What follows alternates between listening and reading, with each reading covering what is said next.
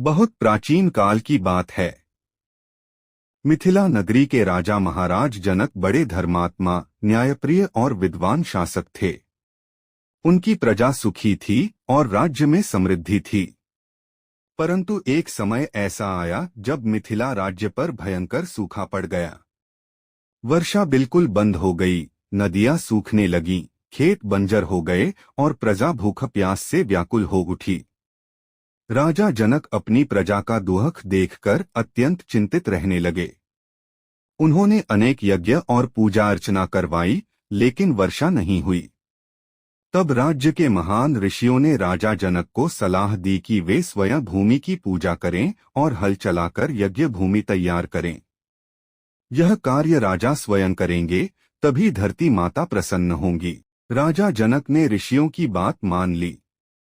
एक शुभ दिन उन्होंने सोने का हल लेकर यज्ञ भूमि में हल चलाना शुरू किया।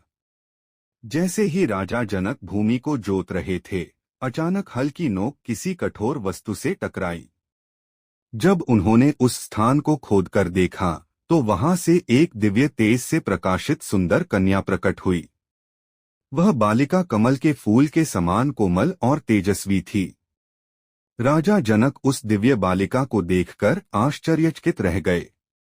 तभी आकाशवाणी हुई, हे राजन, यह बालिका स्वयं धरती माता की पुत्री है।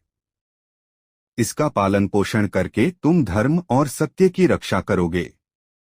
यह कन्या तुम्हारे राज्य के लिए सौभाग्य और समृद्धि का कारण बनेगी। राजा जनक ने उस बालिका को अत्यंत प्रेम से अपनाया और उसका नाम रखा सीता, क्योंकि वह हल की रेखा सीता से प्रकट हुई थीं।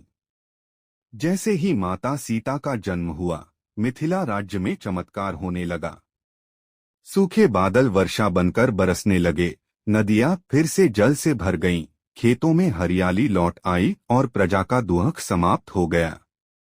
माता सीता धीरे धीरे बड़ी हुईं और अपने सद्गुण, करुणा और पवित्रता से पूरे राज्य को सुख और शांति प्रदान करने लगीं। मिथिला नगरी फिर से समृद्ध और पवित्र बन गई। इस प्रकार माता सीता का जन्म केवल राजा जनक के लिए ही नहीं, बल्कि पूरे राज्य की मुक्ति और कल्याण का कारण बना। यह कथा हमें सिखाती है कि पवित्रता, धर्म और भक्ति से जीवन में सुख, शांति और समृद्धि आती है।